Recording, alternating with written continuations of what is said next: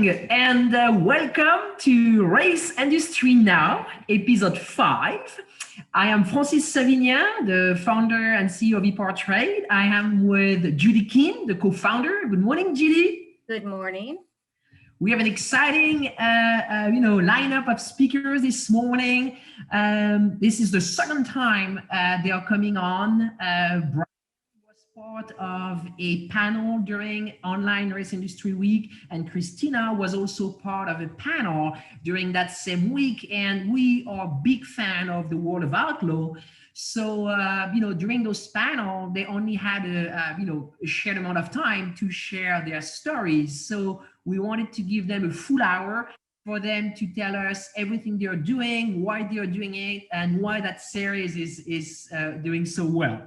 And to be hosting our webinar, we're going to have the wonderful Brad Gilly, who is back with us this morning. But Judy, you wanted to share some updates because we had an exciting news this week. Yeah, we've had some really wonderful suppliers jump on board this week. Chassis Engineering, Northern Radiator, Darton Sleeves, Maglock, Lucas Oil. So I just want to remind people, these suppliers are on this platform showcasing to engage with buyers. And more and more companies are just jumping on board. So it's exciting. Very good. Excellent. So it is 9:01 here in Los Angeles, and we always start on time. So good morning, ladies and gentlemen. I'm going to let Brad Gilly do the full introduction. So Brad, on to you, and we'll see you guys in about 58 minutes. Well, thank you, Francisque, and thank you very much, Judy. Really appreciate that, and thrilled to be here today because, let's just say genuinely, I'm a fan. I'm a fan of the World of Outlaws and dirt track racing and everything that they have. And we've got 3 special guests here today, and we're going to talk about what happens inside of a sanctioning body and what's happening with the World of Outlaws here in 2021. As always, we invite your questions. If you have a question, feel free to type it into the chat, and we will get your question out there, and we will be happy to interact with that. But who we have with us here, Brian Carter, the CEO of the World of Outlaws, Christina Cordova, the Executive Director of Digital for the World of Outlaws, and the Marketing Director from NOS and Full Throttle Energy, Lauren Albano. So first of all, everyone, welcome. Thank you for being a part of what we've got going on here at EPARTRADE. And Brian, let me just start with you and introduce you again as the CEO. And if you have anything you want to say in opening about the World of Outlaws and what we have going on already here in 2021, we certainly would love to hear from you on that. Well, we appreciate everybody participating today. 2021 is started off with a bang for the World of Outlaws. We started down in Florida just about a little over a month ago with the late model series, and it started with our Dirt Car Nationals, and then Mother Nature took a pretty good chunk out of our calendar already. So we're already facing the challenges of 2021, but we've reset everything and got everything ready to go again. We'll start up in a couple of weeks, and we got a full slate of events planned for not only this World of Outlaws sprint cars and late models and the big blocks. We'll get into all that. But first of all, I'd just like to thank everybody, particularly Christina and Lauren, for participating and helping me share the story today. Well, that's awesome. Christina, let me turn it over to you as the Executive Director of Digital for World of Outlaws. Can you talk a little bit about what you do and, certainly how it impacts the sanctioning body and all the racers and participants as well? So, sure. Thank you. I oversee everything that doesn't happen at track, right? So you have the events at track, and then you have the amplification, which is in the digital space, everything from Dirt Vision to our websites, to our apps, to any communications via emails that go out to the fans, social media. It's really the realm of amplification. I like it. And Lauren, for your part with NOS and Full Throttle Energy and your sponsorship and participation in the World of Outlaws, we all know that, we see race cars going around, but really what makes the world go around is sponsorship and great support from companies like yours. So if you would just talk to the participation of NOS Energy and everything that you are doing in participating with the World of Outlaws. Absolutely. First, thank you for including NOS Energy in this. Hi, Brian and Christina. We started back in about 2017 sponsoring Stenhouse Jr. Marshall Racing. We have a long-standing relationship with Ricky Stenhouse Jr., and he brought us into the sport, and we quickly fell in love with it. And I think you saw we went from just sponsoring one car to then sponsoring the series. And what's so beneficial for us is just the multiple touch points you get within World of Outlaws. So you see the NOS Energy branding on a car, you now see it within the title sponsorship and all the engagement that we have at track. With the fans, being able to sample the product, getting a cold can in the hands of consumers is important for us, and that's been very beneficial with a series like World of Outlaws that competes over 90 times a year, across the whole country. So the footprint is expansive and definitely helps us reach our fan base, and then everything that Christina's team does from a digital and social perspective, just to continue with that engagement with consumers. So a lot of multiple touch points within one series between the racing and the fan engagement, and then building out that digital content. It's a cool series to be part of. We love the fan engagement. I always say Motorsports fans are the best fans there are. And it's definitely been a win and really beneficial for NOS Energy. That's wonderful. I'm going to kind of go around the horn and direct questions to each one of you individually, but I would certainly encourage you, if you have something to add to anything we're talking about, please feel free to jump in and do so. And I do want to remind folks who are on this right now that, again, if you have a question, just jump on the chat and we'll be more than happy to get it out there.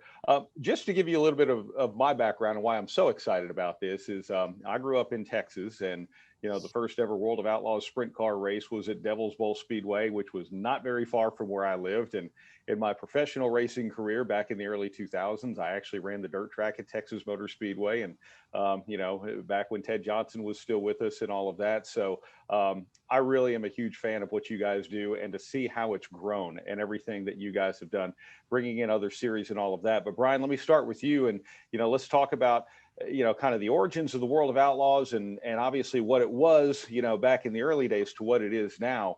It's amazing how much you guys have really grown this and expanded it.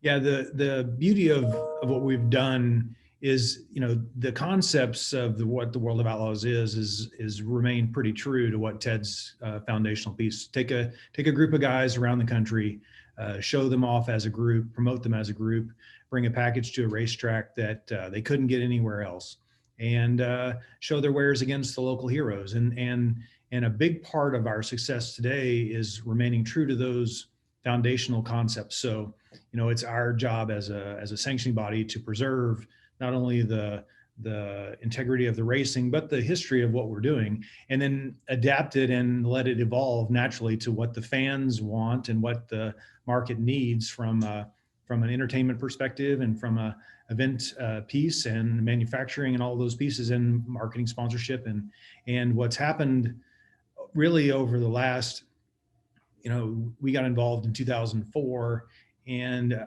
had the opportunity to help carry that torch while Ted was still alive, and actually help continue his ideas into today. And the challenges today are really more about how do we meet the needs of today's consumer and today's race fan, and that's changed radically over the last 10 years, and even more so over the last 24 months with what the attention spans, the social media, the engagement activities. Those are the pieces that it's really been exciting and challenging to keep in front of, because our goal is to keep the racing as pure as possible. So when you look at the rule books across the board, you adapt them based on the needs, but most of them are to stay pretty true to the form of racing, and then create awareness, which is really what Christina, and with the resources and with the efforts that NOS brings to the table, to just expand the awareness of what we've been doing. We're not changing what we've been doing. We're actually really excited about more and more people becoming aware of this great tradition and great racing that we have, and sharing that with all of our friends and family. So it's been an interesting dynamic. I think everybody that I talked to that remembers that first race in 1978, I didn't get to see that one, but I saw them pretty close after that, growing up in Texas too. So, but I think everybody is pretty excited about not only maintaining what was started, but evolving it to the demands of today's consumers and race fans, and constant engagement, with the race fan, not only at the track, but what's available to us now away from the track and digitally, and then encouraging them and reinvesting that back into that racetrack. And I think you're seeing the first couple sets of cycles of that happening and it's showing up at the racetrack, and that's exciting for us. It is very exciting, without question. And Christine, I'll direct this one to you because the footprint of the World of Outlaws, I mean, literally, when you talk about going racing all over the country and as many nights of racing that there are in every single season, but being able to engage with a fan base that is literally completely national. This is definitely not a regionalized sport. How do you do that? Lauren spoke to the footprint. It starts at the track, where we're literally going across the entire country. Okay, this year a little less right now than we wanted to, but we hope to get there in fall. We have more races, I think, than any other type of, any other series out there, any other motorsports series. And then on top of that, we have our live stream platform now. So Dirt Vision now brings each one of those races to a national and even international audience. So it's not just the local audience as it used to be. You've got social media that brings, that amplifies that. Our drivers on social media, the series on social media, our sponsors on social media, all of that filling the social space. You've got, it's resonating everywhere, right? You're just putting it out there, not just in mainstream media as used to be the case, but in sort of all these niche media venues now that you didn't have at your disposal before. So the idea is to keep the fans talking at all times about the competition and about the stories that are coming out of it. And we do that in any number of ways. Some of it's just putting out video clips. Some of it's actually explaining stuff and having conversations and starting conversations or continuing conversations that our drivers have. A lot of it is capitalizing on disagreements, right? Because everybody knows how to do it better. So you capitalize on those disagreements and you keep those conversations going, and you have to be open to those disagreements, right? They are the conversations, and the engagement around our sport is largely based on everybody knowing what's best, right? And everybody having a favorite driver, and everybody having the right way to do things. And so it's encouraging that, it's opening up the space, it's listening, it's actually responding to people when they have something to say. And I love that idea, because when you talk about the disagreements, being able to use that as a spark for something positive and a spark to really create not only further conversation, but further engagement with a lot of people, to be able to do that. Some people want to shut that down and say, no, we don't need that kind of, but the way you look at it and to be able to do it in that way is such a wonderful, positive thing. We need it. And our sport, I think, has grown, over the years because of conversations like that, whether they're internal, external, a combination thereof. We might not love everything that's said out there, but we talk about it. And so it does have an impact. And so, the smallest voice can have an impact in the sport. It's a grassroots sport. That's where it comes from. So we need to listen to every voice. And we do, and I think our fans feel like that they're heard and a part of the conversation as well. The other piece is educating and putting material out there all the time that will engage new fans, right? What are we? Explaining what we are, so that it's not just the inner circle, but you're actually talking to a broader base as well. I like that. Lauren, as we all know, motorsports is one of the most brand loyal fan bases that are out there, and people love this. And when you start talking about the World of Outlaws as well, people who are at the racetrack are there because they are truly passionate about this, but people who are also exposed to it for the first time. I mean, there's no better feeling than bringing someone out to a dirt track and literally walking up towards, say, the pit side grandstands, and when you see those cars going around the racetrack, the wow in their eyes and how they become an instant fan. But engaging with the fan base, and as we all know, for the last 12 months now, it's been a very difficult thing to do, and we found new and creative ways to be able to do that. But for NOS, how are you guys going out there and really touching the fan base?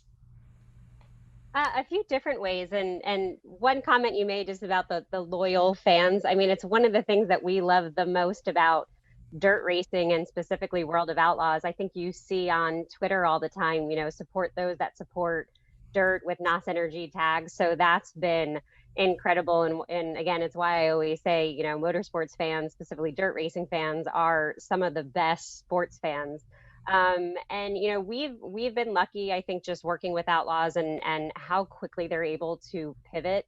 Obviously, we had challenges last year with the pandemic. Mother Nature has not treated us well at the beginning of this season. But you see, I mean, Outlaws was one of the first to get back to racing. They were able to quickly, within about 48 hours this year, revise the schedule to get back on track. So the track piece is what's most important for us, is being able to compete, being able to race, getting that branding and interaction at track. And then being able to engage with the fans and the consumers at track, because they're able to have a NOS Energy can in their hand. They see a NOS car on track, but then they also see the branding around track. And then, as Christina mentioned, even if you're not at the event, just the role of Dirt Vision and being able to share that with fans across the globe is important. And I think that's really cool and unique to World of Outlaws. And then really our job as a sponsor is just to help continuing that story on our social channels. So whether it's, optimizing on a Sheldon win or any other story with any of the other drivers, because there's just such, there's a depth of talent in Outlaws, and at any given night, any driver in that field has a chance of winning. You saw what happened with Jacob Allen last year. He got his first Outlaws win. We tweeted and we supported that. So we're here to support the series, the drivers, and then engage with the fans as much as we can, whether it's on track or through social and digital. And again, having so many different touch points with World of Outlaws, it makes it easy for us to do that. Brian, you go back to, the history and the origins of the World of Outlaws, and you talk about Steve Kinzer and Sammy Swindell and, just all of the people that we look back to that were a big part of it. But now as we move forward, it really seems like the motorsports community has come together as a whole. For me, it seems gone are the days of when people would say, well, dirt's for racing and asphalt's for getting there. Now I think we're just all race fans in general, which is a good thing. But when we have people like Stenhouse and Casey Kane and Clint Boyer involved in the World of Outlaws in some way, shape, or form, and people who are involved in dirt track racing as a whole, I mean, Tony Stewart and a lot of the other folks that have really drawn a lot of attention to it. Now we see NASCAR going dirt racing here in a month at Bristol Motor Speedway on the Cup side of things, not just on the truck side. To be able to have people who do have a large platform like that in racing, who have a big national audience that they're exposed to, that are exposing people to dirt racing that might not have otherwise been. How much of a big shot in the arm has that been for the World of Outlaws? It's been a tremendous opportunity really for us. It's about awareness. Every time you bring somebody new or you engage somebody who has a great following, you have the opportunity to bring somebody who's not had a chance to experience it yet.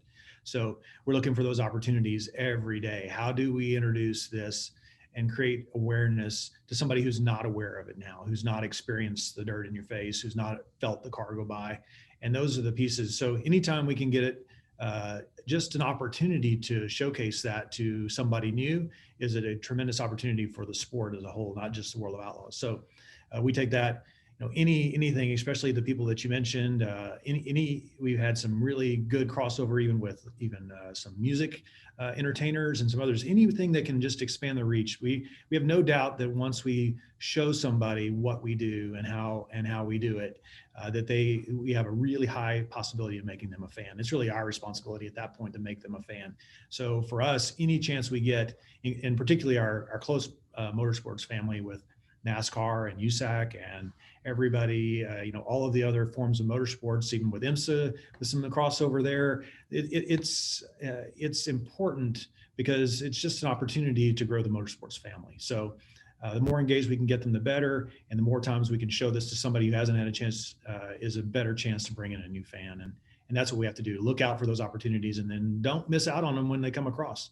Because sometimes, you get those opportunities and you didn't see it until it was over with. So my job is to position the company to where we can have as many opportunities as possible. And then when we have a chance to bring them to the racetrack, we show them the best, really the greatest show on dirt when we get a chance.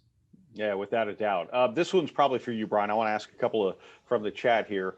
Is World of Outlaws an ACC US member? If not, what organization sanctions your races? We are ACUS. We participate in ACUS, but we're not a member of ACUS.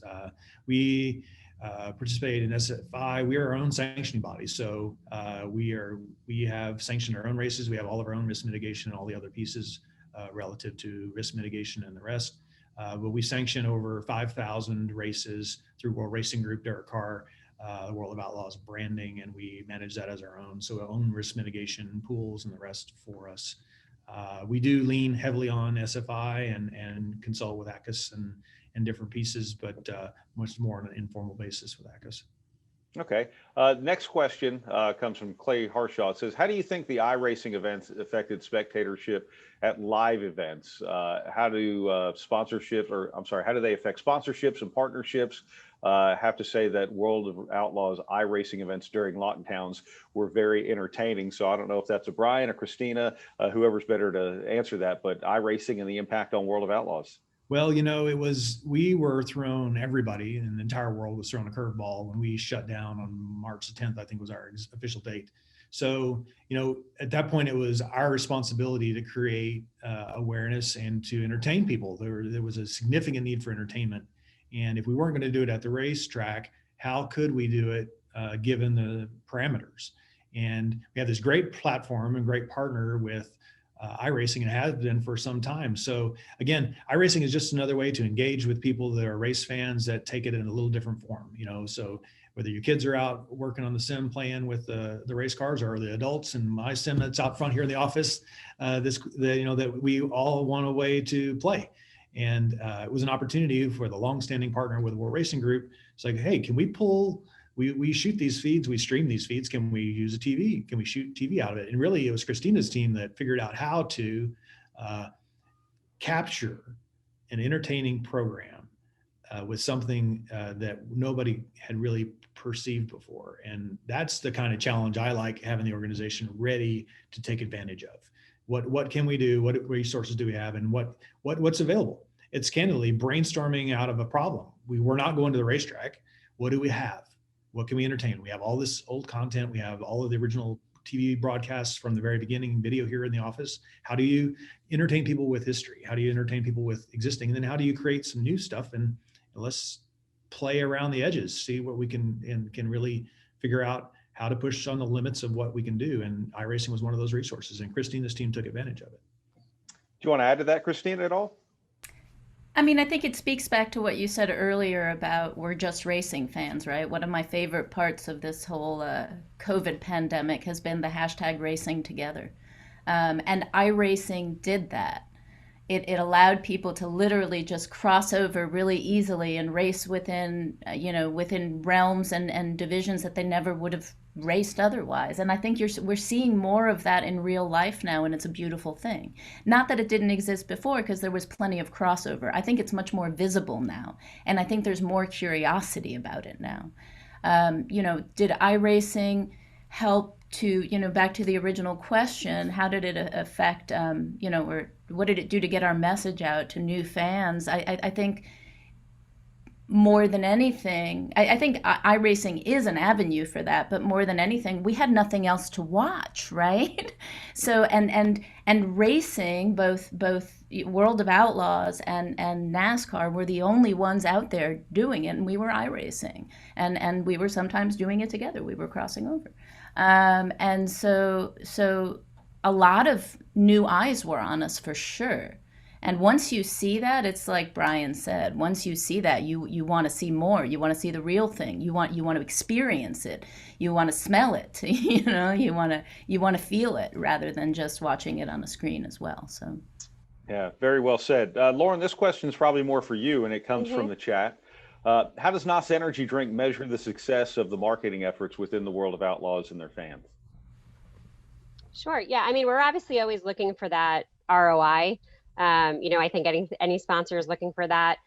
For us, it's also just the chatter around that brand love piece. So, the fan engagement, like I've mentioned before, is really the most important thing we're looking to get out of our partnership with World of Outlaws. And so just continuing to track brand love and brand awareness and making sure all of that is ticking and working for us is really how we measure success. I think what the team does on track is incredible. Everything that Christina is doing from a digital standpoint, and that's obviously helped grow our social community, but really just building that brand love and building that brand value within that very large motorsports community is really what we're looking to achieve. And from a sponsor's perspective on this, sometimes maybe a track promoter, and maybe there's some track promoters on here right now, thinking that's great, we're going to get your signage up, we're going to do this, or maybe someone is looking at, they're a racer themselves and they want to get sponsors, we're going to put the logos on the car and everything's going to look pretty and we'll send out pictures. But when it goes beyond that, when we start talking about social and digital and just really expanding the reach of what you can do as someone who is a sponsored entity, be it a racetrack, be it a racing series, be it a driver, what do you look for?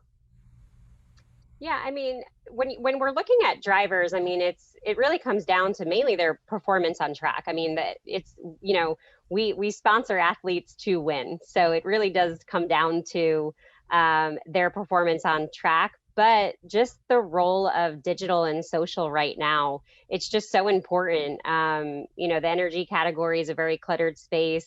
Even the racing industry is a very cluttered space. So being able to talk to your fans and your consumers through social and digital is so important. So when you look at whether it's a driver, whether it's a team, or really just an entity, all of those sort of, expansion fingers is what I like to call it. All those different touch points that come in with that package are really important. So again, really at the end of the day, it is track performance. It is what you can deliver live on track for a driver or a team. But then again, all the other things that come with that package for digital and social outreach are just so important these days, because that is really just the best way to engage with fans, engage with partners, and create that experience. And you're always trying to capture that, for us, capture that drinker. And how do we do that within all of those, multiple areas within racing? Brian, when people hear World of Outlaws, the first picture that comes into my mind still today is winged sprint cars, but obviously it's so much more with what you guys are doing at World Racing Group. And even, back in the day where some dirt track racing was more regionalized, maybe you'd have a lot more modifieds, dirt modifieds up in the Midwest and late models down in the Southeast and sprint cars in the Northeast and throughout the South and the West Coast and all of that. But the World of Outlaws really has expanded into many forms of dirt racing. Can you just talk about everything that you guys have going on? Sure, you bet. With the sprint car series, we cover, Christina, over 90 nights, pretty much nationally. With the World of Outlaw late models, Ted, the concept has been a long-standing concept. Ted actually tried a late model program and determined it was a little bit too regionalized to really create a national program. With the World of Outlaws late models, really birthed out of the Have a Tampa series and branded in 2004 the World of Outlaws with a group of guys, the Dirty Dozen at the time, and really took on the rebranding of the late model series. So with the late model series at over 55 nights this year and the World of Outlaws sprint cars, it really gives us the pinnacle of the platform. But World Racing Group reaches us quite a bit further with the dirt car sanctioning through the acquisition of UMP, which is a substantial number of races. That's where most of our bulk of the 5,000 races come from, plus our dirt car, which was the old Dirt Motorsports, Glenn Donnelly's entity in the Northeast. So when you take those, that's another 5 series. There's 15, give or take, car types and series that we run. It's a lot further reaching than most people realize. But what brings me great joy and pride is that the resources that we can create at every level is shared amongst all aspects of dirt racing. So what we learn at the World of Outlaws, it may not get applied necessarily at Clarksville Speedway, but we're going to take those and resources and make them available to our sanctioned racetracks where it makes sense. So what we can do is it becomes a really big sort of circle of life, if you want to call it, for the motorsports industry relative to making sure that it's running at all levels and balancing it out from not only the pinnacle and the premier, but all the way down through the backbone of racing, which is happening at the weekly and regional level. So it may not have the World of Outlaws brand on a lot of this racing, but it's surely having an impact, a positive impact. I believe a very positive impact. And the things the World of Outlaws are doing are getting carried through to all of dirt track racing on a weekly level and a regional level, and makes me happy that the organization is able to do that. When the World of Outlaws come to town, I mean, if you're a racetrack promoter, it's definitely a big time, front gate type of show. You're going to go out there, you're going to sell as many tickets as you can. A lot of times with what they're doing weekly, if it's just a regular Friday night, Saturday night track. That might be, more back gate emphasis on selling pit passes and all of that, but still bringing people into the grandstands. The health of promoters right now and the health of dirt tracks and short tracks that are out there, Brian, what can you say about them, and especially how they've had to make a run through what we've dealt with the pandemic for the last year? Yeah, all of the tracks are local businesses, so they're dealing with their own dynamics. It's challenging. Each jurisdiction is different. We're blessed that a lot of the things we see are on the biggest night, the most exciting night of the year at these tracks, which I can't extrapolate that to the rest of the time. So for us, what World of Outlaws brings with all of its partners and all of its racers and all of its fan base is the biggest show of the year for these guys. It brings awareness, it brings a status, it brings all the things that it raises the awareness of the racetrack, and hopefully that carries on in momentum through the rest of the season. So it's hard for me to extrapolate from the World of Outlaws perspective what the rest of the season looks like, but because of our relationship with them on a weekly and with the sanctioning, a lot of these tracks that we race at are sanctioned tracks, I can broaden my perspective relative to what's really happening in the business, and I can take that into consideration as we plan for the future. So it is all over the board, because there are tracks that we partnered with in New York where we had to rent the racetrack because they hadn't had fans all year, and that's a challenging time. You're a local business and you can't have revenue. There's a lot of places that had to really change the way they did things, potentially shut down, take a break, and that's challenging for most of these tracks are family businesses or local fairgrounds, and that's a dynamic that that's difficult to manage today, and it is a balancing act for them like us, and my job is to make certain that when we go, that the house is full, we entertain their fans, and that they're better off than they were before we got there, and that's what we have to do. Yeah, which is wonderful, and you guys do a great job of it. There's no question about that. Christina, this one is for you from the chat. Ms. Cordova, what is the organization's largest platform you utilize in order to get your message to new possible fans? That's a tough question. Large in what sense? Like hitting the most people, or so? I think that we use most of our platforms a little differently and tailor it to where it works best for us, right? Like, I think if we talk about our most important platform, I'm gonna say that's Dirt Vision, right? Like, because you can actually watch the race from start to finish. It's that simple. Now, when it comes to race day, we're live tweeting races, and that's probably where we have the most engagement, really. And so we probably use it the most of the platforms out there. We're on there. We throw out a lot of tweets in one night and are telling you exactly what's happening, and you're going to see more little clips of driver interviews and highlights and little bits and pieces there. Facebook is a little more top line. You get some of that, but you don't get the live, like this is exactly like constant updates on the results and whatnot. It's just more top line. However, Facebook is probably where our biggest audience is in the social space. Obviously, our websites have all our event information and all of our news and highest traffic in terms of overall numbers. It really is the eco space that comes out of all of that is the most important. I can't say that one platform is more important than another.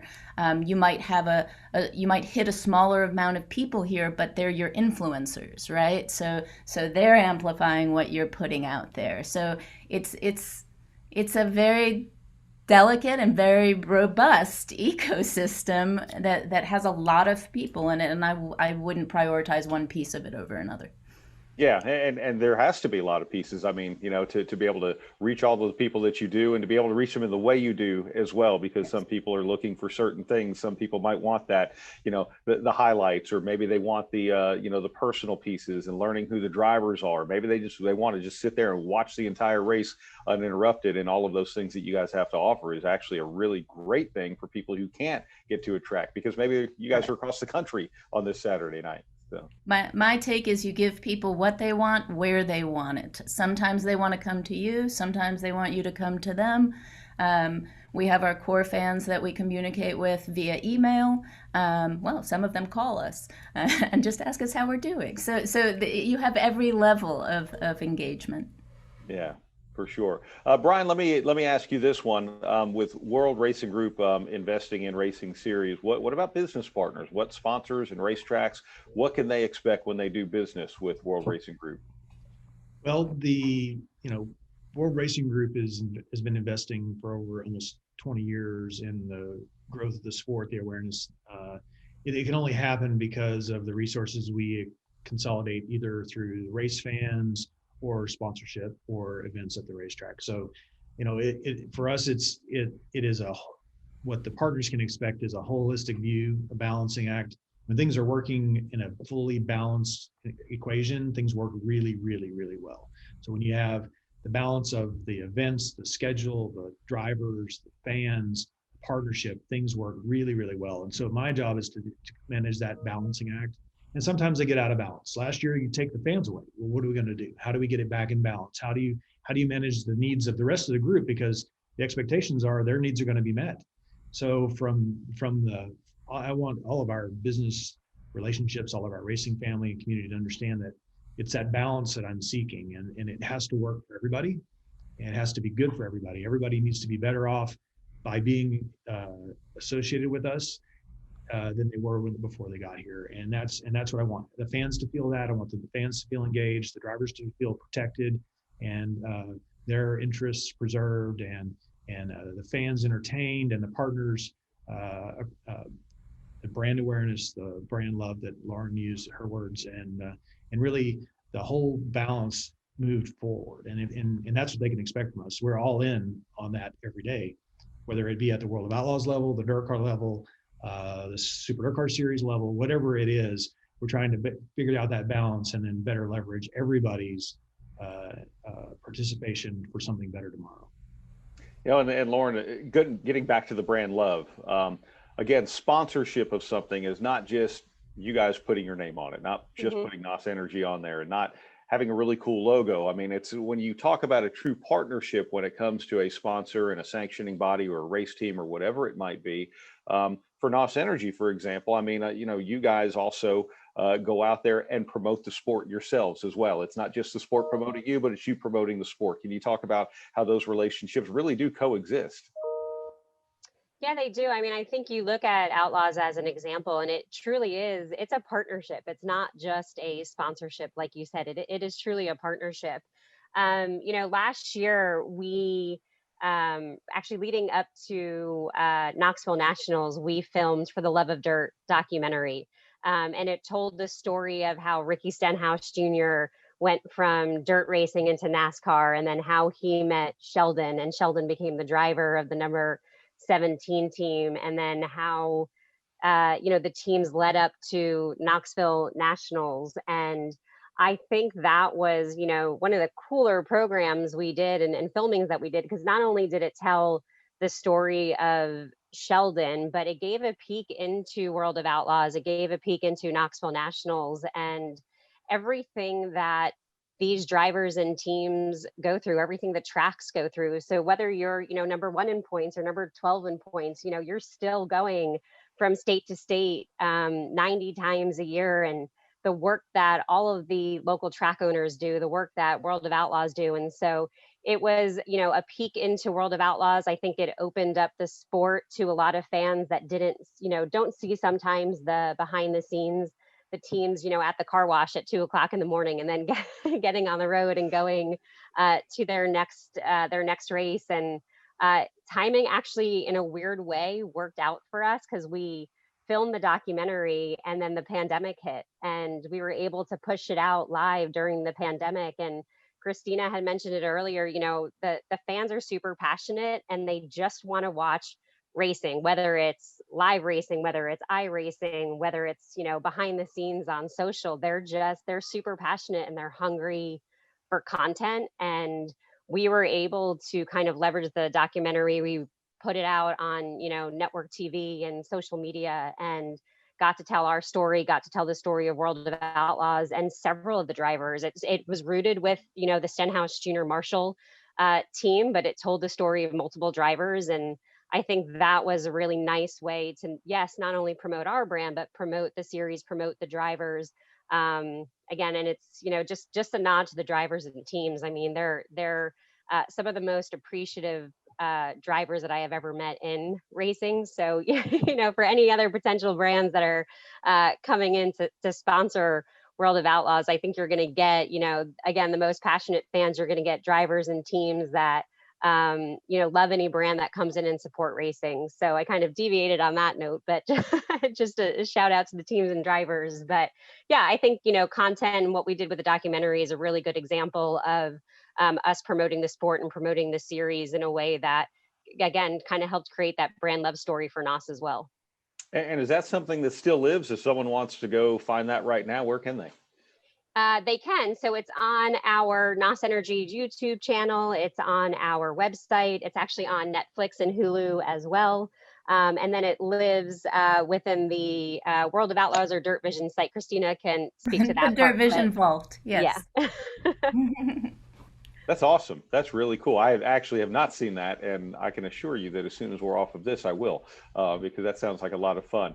Christina, here's one for you from the chat. And again, if you're on with us right now and you do have a question for either Brian, Christina, or Lauren, just type it into the chat, and we'd be more than happy to ask anything that you might want to know about the World of Outlaws and how the sanctioning body operates from all angles as well. But Christina, it says actually Christina and other presenters, what have you discovered from the current situation that will lead to higher overall engagement post-pandemic? What exciting new offering will we see coming to the World of Outlaws? I mean, I hate to use the term new normal. I really hate those two words together, but we've all had to find a different way of doing things and find a way to make it work.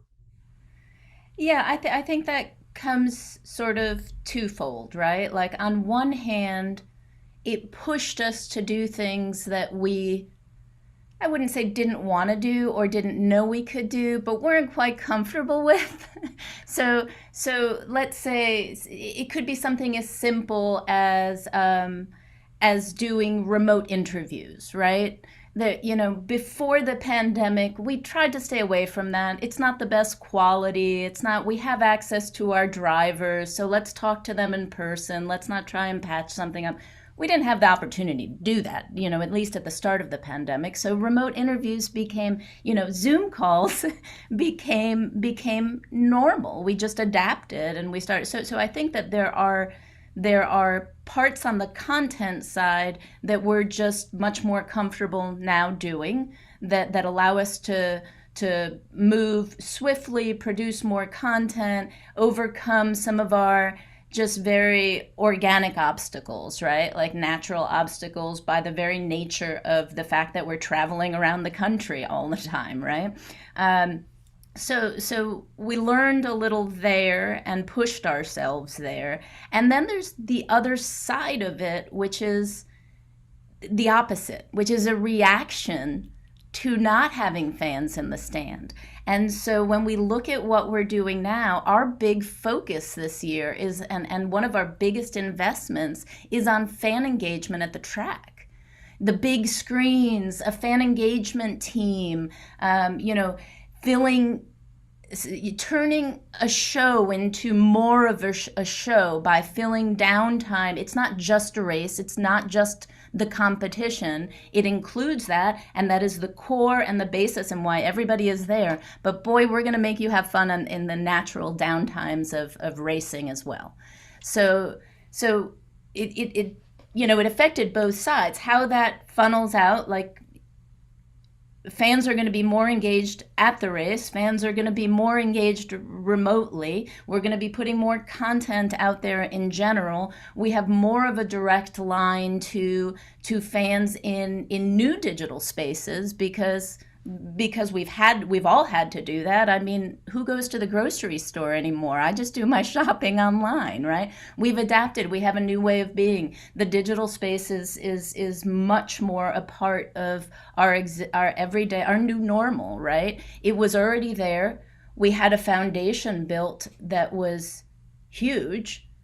and the last couple of years have forced us to rely on that more. So it's bigger. We were already ready to use it, so now we can take that to whole new steps, right? We have our new Dirt Vision apps. That's we will continue to grow in the digital space, and you'll see new fun things coming soon that I don't want to reveal everything, but yeah, engagement is key for us right now. So yeah, and there's a lot. You did mention the fan engagement team. Can you tell us a little bit more about them and a lot of the things that people can expect when we're at events where we can have the fan engagement team and have people and all of those great things? So you will walk into and Brian, if I miss something, step in. You walk into an event and you're going to be greeted, for starters, right? There will be fan engagement people, a small team greeting people as they come in.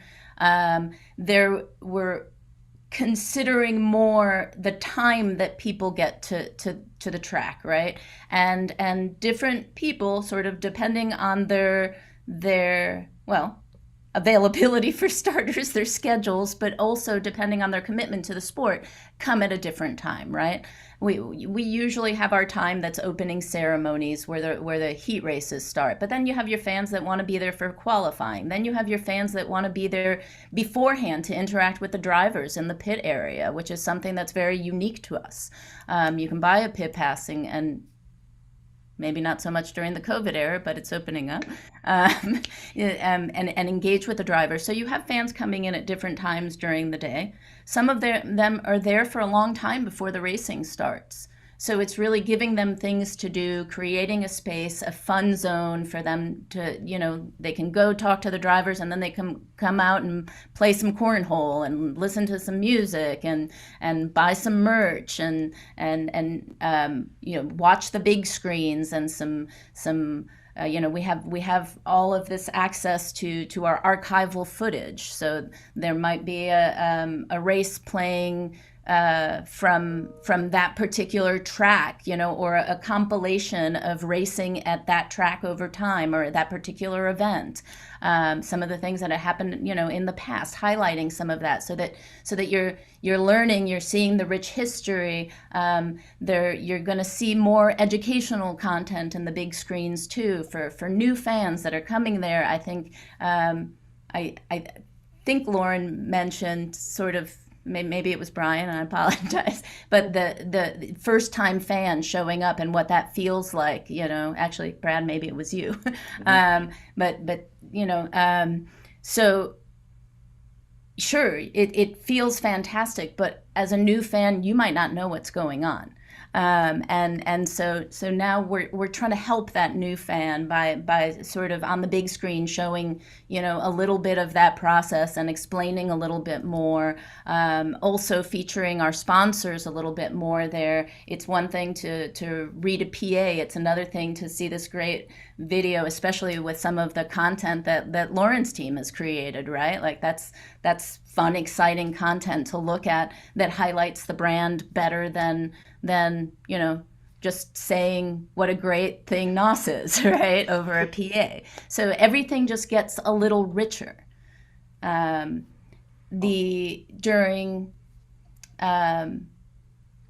they're lining cars up, or while they're, Sure. While there's a natural break in the show, of which we don't have. Like, we run a pretty tight show, so there's not a lot of breaks. We're actually having to take a step back and go, where can we create a little breathing room, right?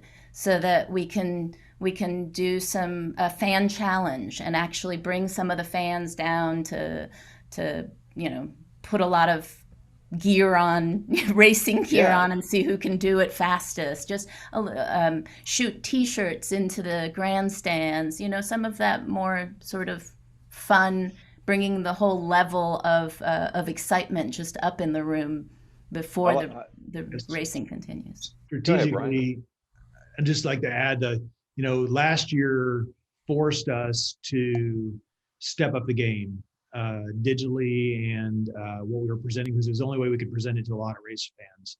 And there will be a lot of fans that saw that for the first time that will make their first appearance at a racetrack this year. Yes. Secondarily, I am doing everything at all costs to make certain that the fan experience at the racetrack is substantially better than any other fan experience they get by not attending the racetrack. So some have fallen into that pitfall where the entertainment was better not being there. So I want to make certain that all of our investment goes back into the fan experience at the track, and it continues to feed the circle of the constant engagement. When you can, you come to a racetrack. So I want them to see something. I want them to definitely know that when they're at the World of Outlaws show, they are at the greatest show on earth. So the big screens, when you look at it and you break it down to what was available to us and where we stepped up, the Dirt Vision, you get the drone shots, you get the camera shots in the driver's face, you get them in the car with them, you get the work area, you create the personalities around the work area. And the fan at the track doesn't get to experience a lot of that.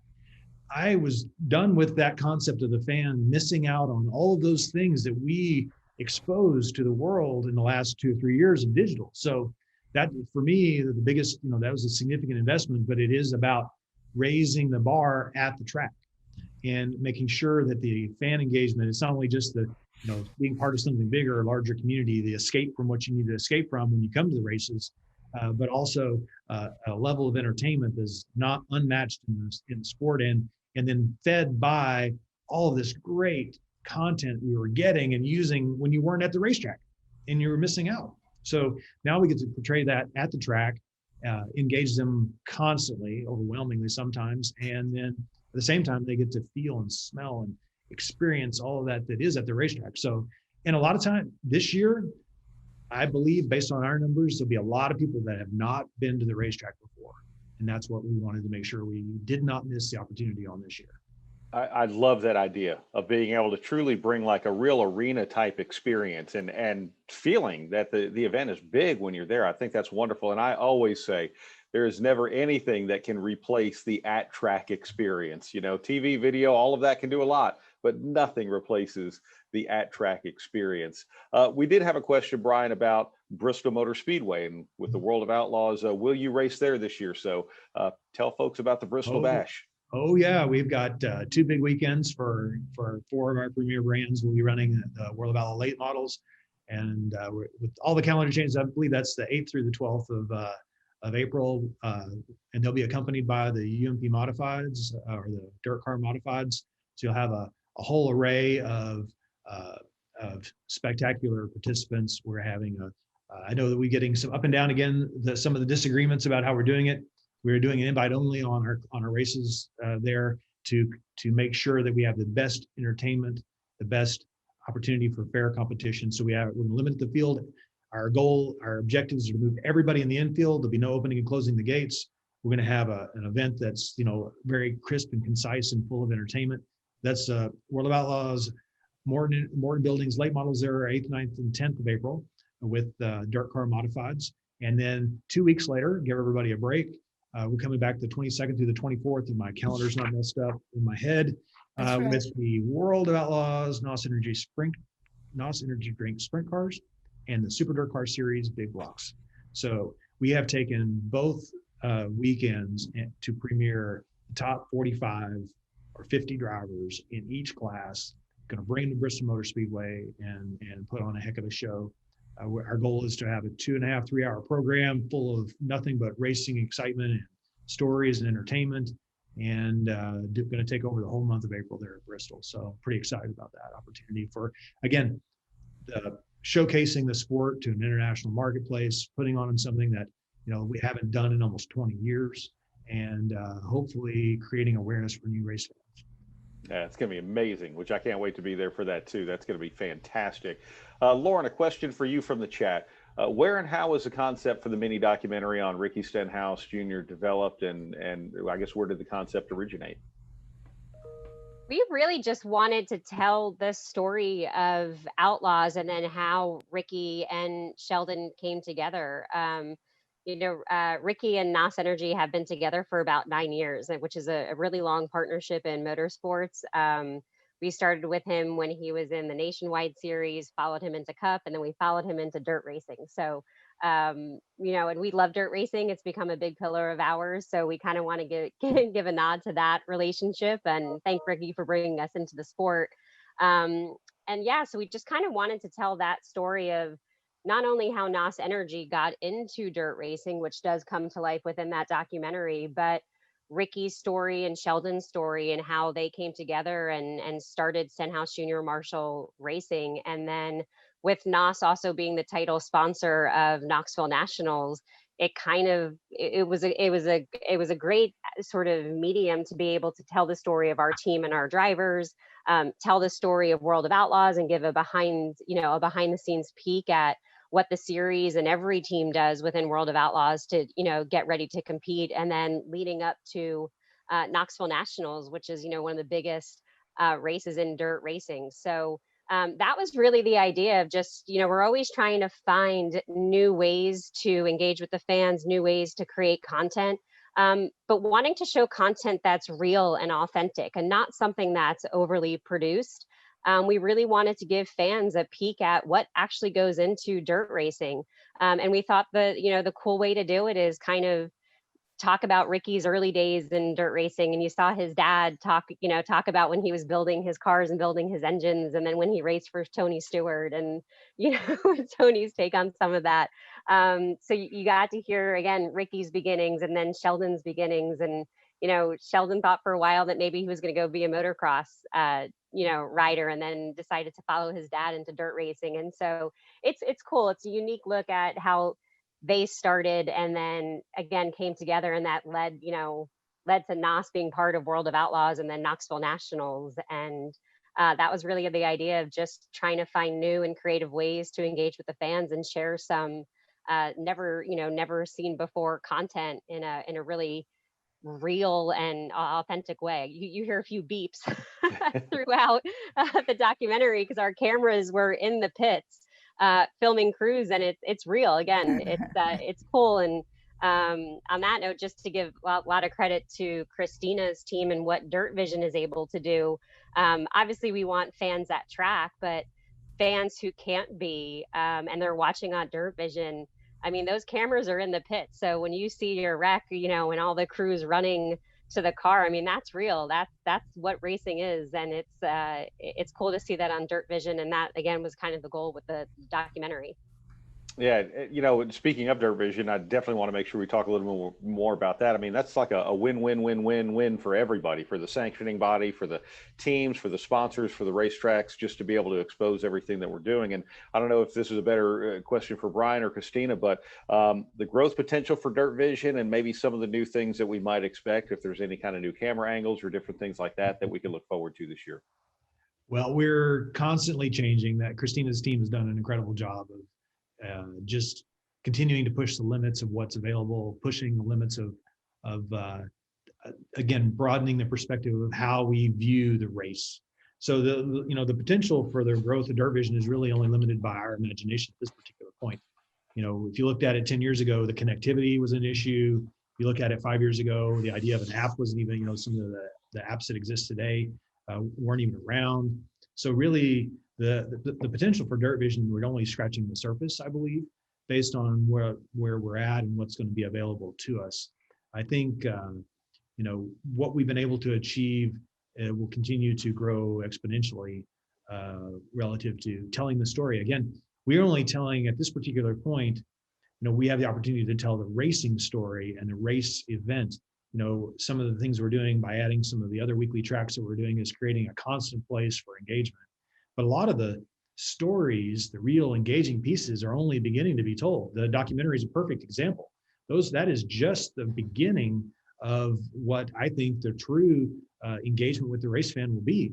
There's so many encouraging stories. There's so many heartfelt stories. There's so many real stories of challenges, not only with businesses and families and events and weather and travel and logistics. There's so many different places that are so real. It's just capturing the moment in time and figuring out how to connect people to it. And that's what people want, is how do you create that connectivity and engagement on a very consistent basis. They know what they're going to get, and then at the same time entertain them when they're looking for a race. So the potential for Dirt Vision is really only limited by our own imagination at this point. Well, I have to say from at track, which again, nothing replaces the at track experience, to everything you're doing online and digitally. I mean, just the ease for a race fan to either be able to watch the races, to be able to buy tickets from worldofoutlaws.com, to be able to engage with sponsors like NOS Energy and all of that. You guys have just done a wonderful thing, and it really is the greatest show on dirt. I mean, there's no better way to describe what you have with the World of Outlaws. And I do want to thank you, Brian, and Christina and Lauren for joining us here for this hour. We really appreciate it. And I think we could probably do this for 2 or 3 more hours, but I can't wait to see everyone at the track. Francis? Well, thank you very much. And I am so glad we invited you back and gave you the full hour because, you know, Brad said it perfectly. I mean, we could carry on for probably an hour. You do everything so well and so right. And it was really a pleasure to listen to this session. So a big thank you, Christina, Lauren, and Brian. The session has been recorded. It will be posted later on the EPARTRADE platform and on YouTube. And we will be back next week, Judy, with FTI Performance. Yeah. And we'll be talking technical on racing, transmission, and converters, mostly on drag racing. So again, thank you very much for being with us today. Have a great week, and we'll see you again in 7 days. So thank you very much. Great job, Brad, and best of luck, Brian, to everyone at World of Outlaw, and a great season. We can't wait to see you guys at the track, and very nice meeting you, Lauren, and good to see you again, Christina. Okay? Nice to see you. Thank you. Thank you, guys. Thank you all. Thank you. Bye. Thank you.